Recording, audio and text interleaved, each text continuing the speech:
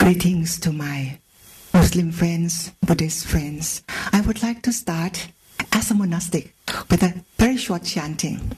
This chanting, it was composed here in Chiang Mai 200 years ago, but because it's praise to the female monastics, nobody ever chanted it.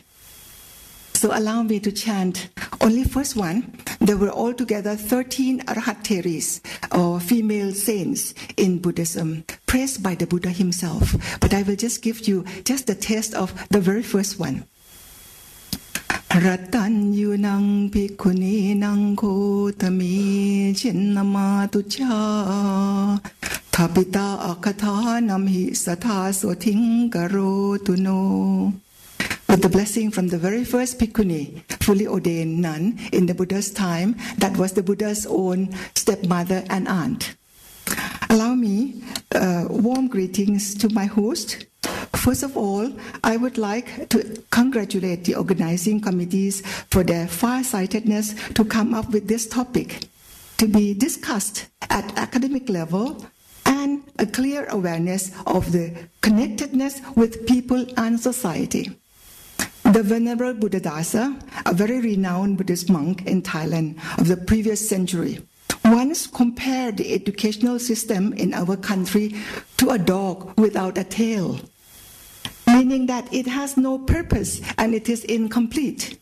This conference is a great space in time to explore and remedy his comment. I would like to first focus on our understanding about education.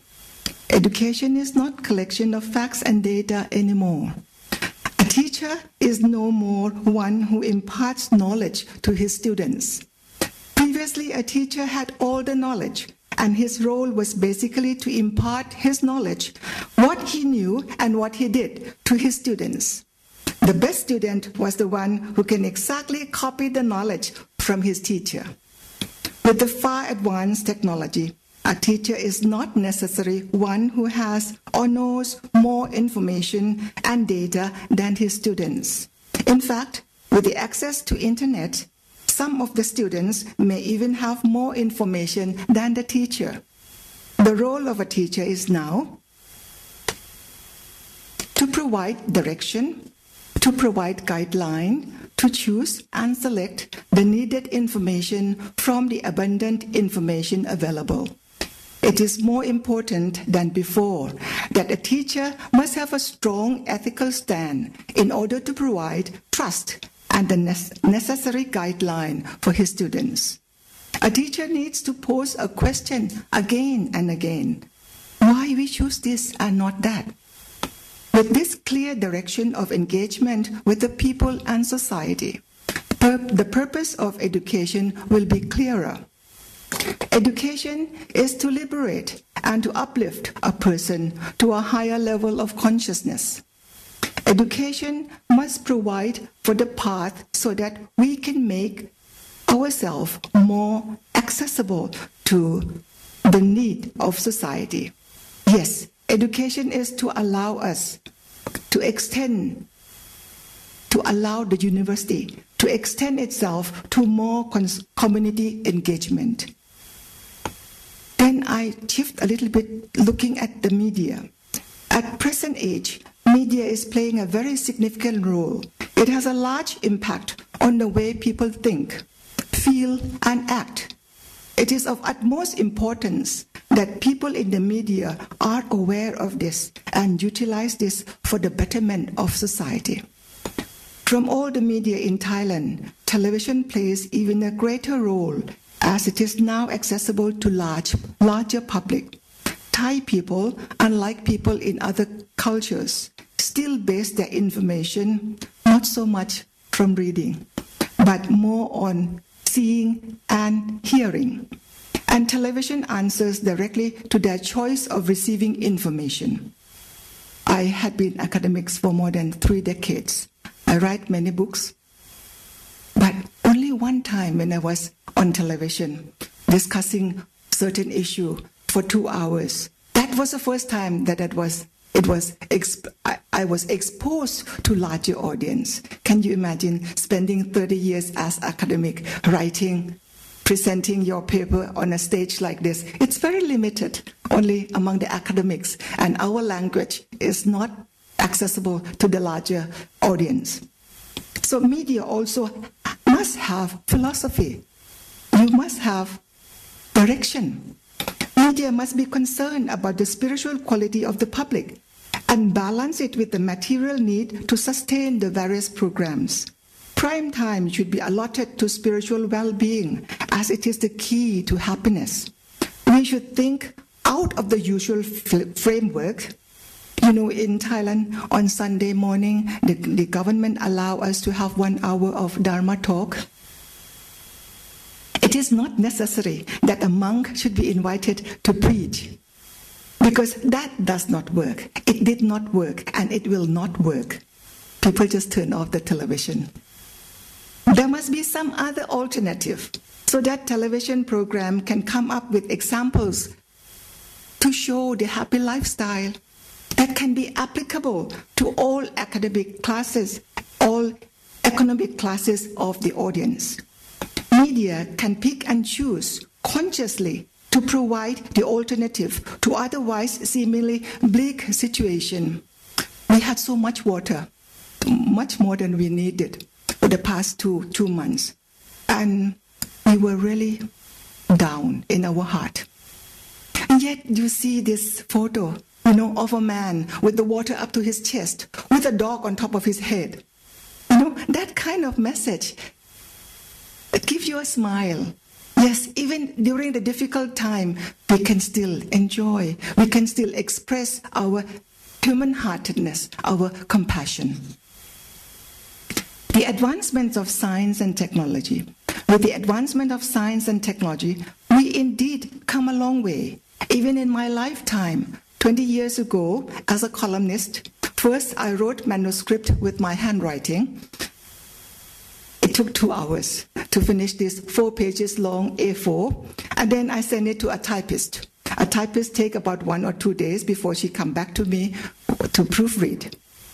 I made correction and sent it back to her, and she retyped over, and then it takes 2 more days to send it by post in order to get to the hand of the publisher. The whole process took around a week. But now I type on my computer. I finished 4 pages of A4 within 1 hour. Just 1 minute, click, went through by email, and my publisher already got my article. So from 7 days, you know, it is now squeezed into 1 hour and 2 minutes. Yet, we still hear problems from the press for not having manuscripts on the deadline. See, we are progressing with this technology. The technology really helps us a great deal, but still we lag behind. Technology enables man to have all information of the world, about the world, at his fingertip, but all information is looking outward. If we have not lost sight of our purpose in life, which is to be happy, we have to be aware that happiness is not and cannot be drawn from the world outside. Happiness, in fact, is from the state of mind, and the key word is looking inward. This is where spirituality holds its great importance. Spirituality is the ability to see things through, see things as they really are. Happiness, the ultimate goal of our life, is to be able to have access to this. We have been moving, in fact, in the fast lane and have lost sight of our main goal. We as human community seems to have lost direction in our life. And we are just moving fast only to be in the crowd and with the crowd. We had to be brave to start asking, where are we going? Where are we going? Wait a minute. This may not be the direction that I want to go. Be brave to step aside. Do not join the rat race that eventually lead us down the cliff. You know the story, how this man with the flute, he was playing the flute and all the rats came out and just follow him. So we have to be very careful, conscious. After all, we are human beings. The Buddha reminded us that there are 4 kinds of speeches: that which is not true and not beneficial, that which is true but not beneficial, that which is true but beneficial, and the last one, both true and beneficial, beneficial to oneself and beneficial to others. The Buddha suggested that we practice only the last one: true, beneficial to ourselves and to others. This is very important, and it should be a guideline for the ethics of the media. Technology provides us with access to internet. Many of us now use Facebook on a daily basis. I already put on my Facebook that I'm here. Why do we like to post message on our Facebook? What kind of message we are sending out? What is the ethic behind it? We are being trapped into this habit of modernization without giving much thought. Use the guideline from the Buddha and we will be sending out more positive vibration, and be kind to our readers. Many of the messages sent out in the Facebook are nothing but trash, emotional garbage. Do not create any more garbage beyond necessity. Unmindful messages sent out through internet can be more destructive than global warming, as it causes direct negative vibration, destructive to senders as well as to receivers. The need to go beyond human society. We are facing a real crisis of global warming. The most recent crisis that we faced in Thailand was this mass volume of water. It is true that it was caused by selfish and self-centered politicians, but it was also an early warning of an uncontrollable natural disaster cutting across. There is no one country that will be safe from this uncontrollable natural disaster that is coming. We human species have been so accustomed to think with pride that we are the focal point of the world. But in fact, we are just a minute particle in this universe. We have to reverse our thinking and mindset to accept this reality with this great respect to the Mother Earth. Maybe we will come to some sense to address human society within the setting of larger universal perspective. Raising consciousness to address this issue must be done not only from government level, but also from university. So far, university has not played a significant role to address the issue as yet. With this conference, I hope that university will be more ready to work for community engagement. Allow me to give you a little sense of what we do among the Buddhists. Among the Buddhists, we have a group called International Network of Engaged Buddhists. Even as a nun, I am engaged not to get married, engaged to be concerned about social issues. So let me share with you that when the Buddha sent out the very first group of monks to go out in the village, he reminded them that there were 60 of them, the very first batch of Buddhist monks. There were 60 of them. He told them to go one person in one direction. And this is the instruction he gave. Be beneficial to yourself and be beneficial to others. So this is the key word for the engaged Buddhists to use, that whatever we do, we are beneficial to ourselves and also to others. So, for myself to be ordained is not the end, but to be ordained is a mean to an end, so that we can fulfill the fourfold of Buddhists as the Buddha already established. The Buddha said it's among the fourfold Buddhists, the monks, the female monks, and laymen and laywomen. These are the foundation. The four of you, brothers and sisters, go ahead and take care of Buddhism. So our responsibility as Buddhists, we are to study his teaching, we are to put into practice his teaching, and if there is some outsiders saying anything against Buddhism, you must be able to defend it. As Buddhists, we know that we have not even done the first one yet. So we are in this process. While we are educating ourselves, we are being engaged, we also care for society. And we would like to move along with society. So start now from where we are. At the end of most international academic conferences, we went home with more papers, mostly unread. But this conference is unlike the previous international conferences, as it has great concern about the role of universities and communities. Let this conference be a blueprint to start putting ideas into practice. University is not a space for higher learning only. People walk the campus ground should be a role model to society at large. Let them be the people who learn to live happily and harmoniously among their own species with great sense of caring and nurturing each other, men, women, human and animals, human species and the universe. Let us be connected as one human family, and let us begin here. Thank you. It's a great idea, funded by a Japanese foundation. Probably would not have it if it were not. But that, the Japanese are wonderful, aren't they?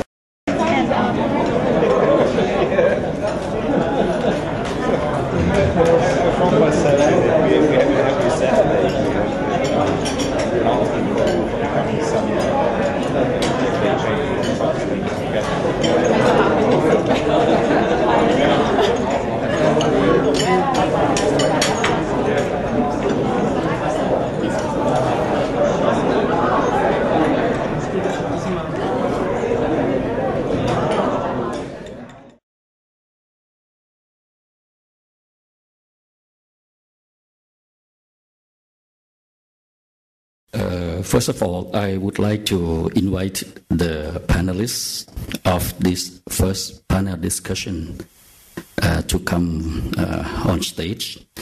May I invite Associate Professor Dr. Desha Sangkawan, Assistant Professor Dr. Pradip Thakeng Rangsit, Dr. Suchat Meung Keo, Assistant Professor Dr. Rom Yen, and Professor Emeritus Dr. Lim Kun Ong. Please.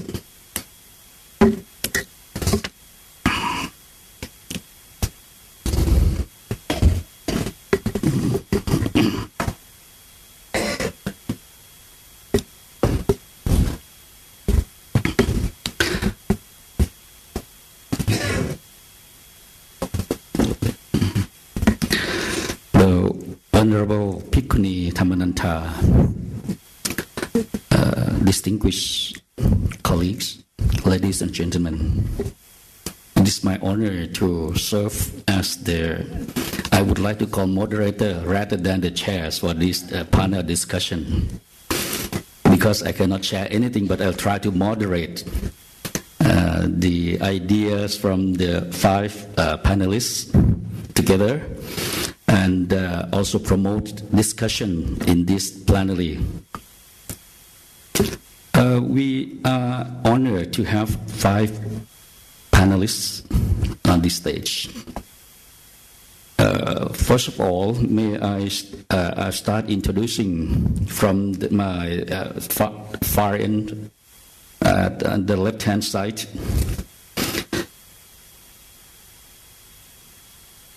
Okay, my left-hand side is here, yes. Dr. Suchat Meung Keo. Dr. Suchat Meung Keo, he was a former administrator of the Higher Education Commission. And at the present stage, he has been serving as the university councils of many universities and sitting in many, many boards. I would like to spend time on this, but you can learn more of his profile from this booklet. And at the present, he is the president of the University Council of Ratchapat, University of Lampang. And with his experience, sitting in many, many boards of various universities, I believe that he can share with us his views. And especially when he looked back, when he was the administrator of the Higher Education Commission, he may have new ideas what to do in the near future. And the second person, Assistant Professor Dr. Pradit Thakeng Rangsit.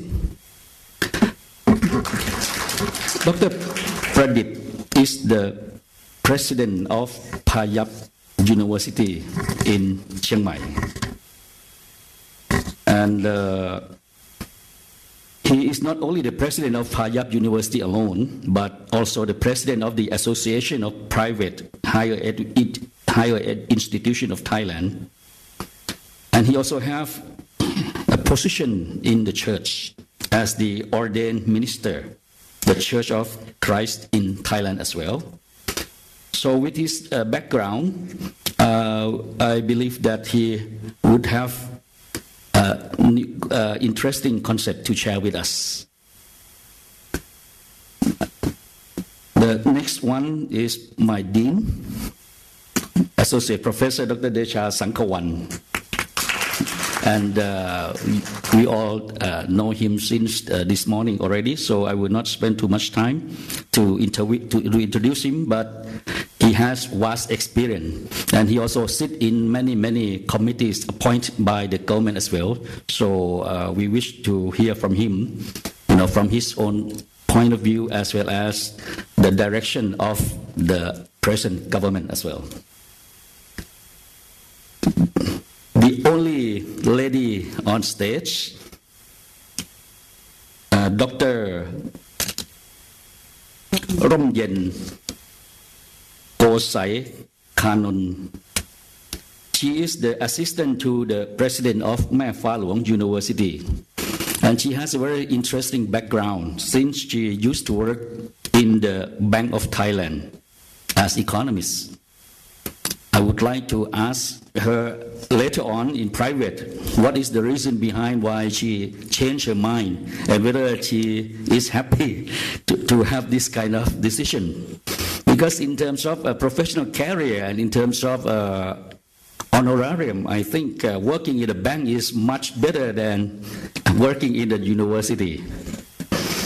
Anyway, Mae Fa Luang University is a very unique university because it has been established in order to inaugurate and to appreciate what the Queen's mother of the present king had done in the past.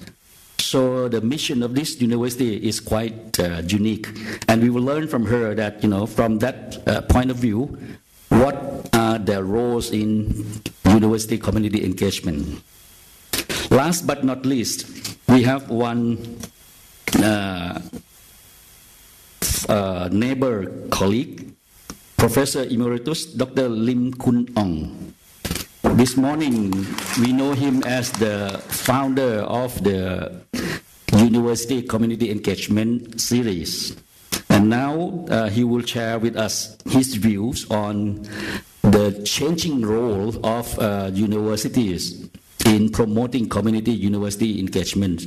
He used to work in SANS Malaysia USM before, which was a private university, and now today he served as the Vice Chancellor of UCEC University in Malaysia, which is a private university, and he would like to share with us the strategy of introducing university community engagement as a private enterprise. So, ladies and gentlemen, I promise that I'll try to ensure that we will have lunch on time. because I know that if you don't have it on time, I will be in difficulty.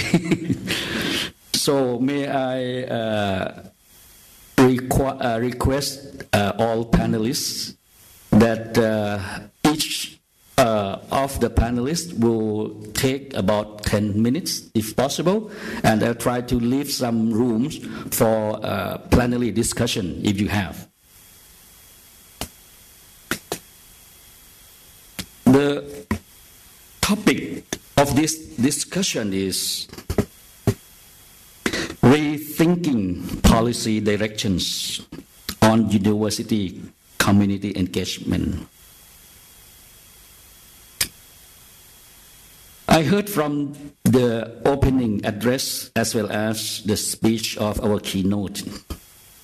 There are many rings in my brain now. We heard of beneficials to ourselves, the concept of beneficials to ourselves, and the beneficials to the others. We have heard about, whether we be brave to challenge ourselves, whether we are the right direction or not. And as a good educator, we should promote our students, our target group, and ourselves to ask ourselves, why we do this, why not that? We are talking about, to promote betterment, to promote the community, and to ensure for sustainability. So I would like to invite Dr. Pradit Takernlangsalit, because I have learned from him that he is going to give us some food of thought on this issue. Dr. Pradit, please. Thank you very much for your kind introduction. I don't know whether it's going to be the food or snack anyway. And I'm very privileged to be here this morning among you all. I believe that all of you are already engaged in the community development or community-based education. And I personally believe that most successful and happy persons are those who already learned and experienced in their own life situation already. Without community engagement, how could that person be successful? That is doubted. I personally was involved in whatsoever or one way or the others in the community or social engagement since I was in primary school as the head of the class, and also when I was in high school I'm the president of the student association and involved in all kinds of activities, student activities. I involved in activities more than learning in classes. That's why I can be the president of a university. Otherwise, I would be a banker. Let me, just only a background, that when I was appointed as the president of this university, I look back to my own experiences and thought, what should it be as a president of a university? And what should it be like in this area of education to develop students to the way they should be going? And so I decided to call or to rename the university as the Land of Wisdom. As a minister or as a theologian, wisdom is more than knowledge. And I have so many arguments from my colleagues. Why don't you call the university the Land of Knowledge? I told them that knowledge can be learned, but wisdom should be revealed from your experiences. Not from classroom running, but from your own engagement in whatsoever activities and people, situation, and so on and so forth. So cannot be learned, but can experience. And when I try to capture myself, what should be my role as the president of our university? And finally, I said the key role of the university is to develop a person to fulfillment, physically, academically, and more importantly, as a minister, spiritually. So these three elements should be composed, juxtaposed in whatsoever ways we can to develop that person. So academically, they can learn from classrooms, from teachers, from friends, from books, from libraries, from space, from whatsoever, wherever. Socially, they can learn by going out to meet with people. And spiritually, from their own contemplation, compassionate, and also their awareness of a person as a person, not to treat others as an object. So that's my short introduction of what I would like to present this morning. I think the days of the academic ivory tower are over. Pure science is about the only field left where academic applications are not always in view.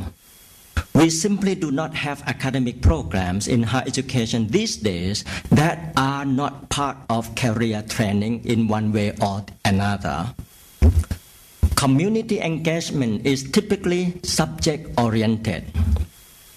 At Payap University, where I was the first, I'm very proud because I'm the first graduating class of this university and was with the university from the beginning until 5 or 6 years ago was appointed as the president. Payap University began with a merger of a nursing school and a theological seminary that provided training for Christian church workers. For more than a century, all these students were regularly doing things in the community with their constituencies and providing services to groups at considerable distance as well. This model is alive and well in all subject fields. It does not need a rethinking at all of policy to sustain this type of engagement. Students go outward to learn and serve as they prepare for careers in their subject fields. Community engagement has typically been directed outward, not inward. It has been the experience of every generation of students that the more they go out into villages, communities, and neighborhoods, the more they learn from those they are trying to serve. We know there is a lot of local wisdoms out there. We know some of it is being lost and it is valuable. But this insight has not resulted in academic policy which is effective in using that knowledge and wisdom. The first barrier to incorporating local wisdom into our instructional stream is that policy is biased toward only using instructors with academic degrees. The second barrier is that we have not developed the research and development methods for accessing and processing that local wisdom effectively so it can be part of our curricula. And so that those wise people are integral parts of our university programs. We need to learn how to get some of that wisdom flowing inward. Research is supposed to do that. But student involvement is even more needed than instructor involvement if local wisdom is to be valued. My challenges: first, students are less and less well-rounded. We admit that. As the decades go by, and we can see that higher education is more and more about training students for careers and professions. Professional associations are now heavily involved in helping design the curricula for students preparing for jobs in those professions. The trend is toward high degrees of civilization as soon as possible. What this means is that there is less and less time available to do character buildings, spiritual formation, social training, and values clarification. There is less and less opportunity to take students into new social situations, into alternative ethnic environments, and overseas for global perspective. The most dangerous thing about all this is that we are developing generations of experts, but we are failing to develop leaders for society. Secondly, students are self-centered. In fact, societies are largely self-centered, and that is the basic obstacle to developing expanding societies for an increasingly global world. It is a basic challenge of higher education to decide what reality is these days.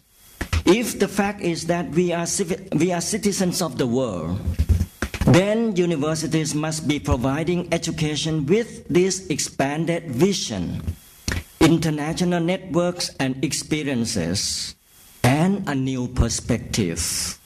But there is a lot of pressure to preserve and defend national culture and political entities. There are major rewards to institutions for doing that. Meanwhile, many of our stakeholders are demanding that we work with them and for them to develop human resources with skills they demand. It is a challenge these days for academia in higher education to decide what the reality we are committed to espouse is. The great temptation of those of us charged with administering universities is to try to do it all and make everybody happy. But we cannot long escape the need to take the leading role in building consensus about the nature of social reality in our times. Only then can we be responsible in the choices we make to achieve that vision of reality. Thirdly, universities are society's conscience. Institutions are conservative, we believe. It is the basic nature of institutions to conserve and preserve the status quo. Universities are no exception, but they should be. It is one of the historic roles of academia to teach not only our students, but our stakeholders and the wider society as well. We have a role to play in being the place where public policy, social justice, freedom and responsibility are only discussed but actively advocated. Governments may not like us to criticize them when they are behaving in irresponsibility, but they should not be able to suppress us or hide from us. How to meet these challenges? Meeting this challenge, first of all, wall-less classrooms. Any curriculum that can be totally taught inside the four walls of a classroom is too small to be much good in the long run. No matter what we teach in the classroom, the students need to be able to see it out there in the real world. Every academic program should be able to identify its community-based instructional environment and who it is that has the wisdom out there that the student will have access to. Secondly, whole person development. It is a mandate in this day and age that students develop marketable skills. That is a primary task of higher education. It is what most people understand as one of the 4 basic missions of a university. We are to produce graduates. One measure of our success is the percentage of our graduates who can find employment within 6 months after graduation. But if that is our only role, then we must ask the question, who then is developing the other dimensions of the 18 to 25 year old age group? We need to consider that before we quickly say, it is not the responsibility of the universities to educate students about how to live in society, how to acquire a broad perspective about life, how to make ethical choices, how to respect people, and how to exercise power. At Payap University, for example, we have taken our motto of truth and service seriously. We have maintained the core of the liberal arts tradition of hope.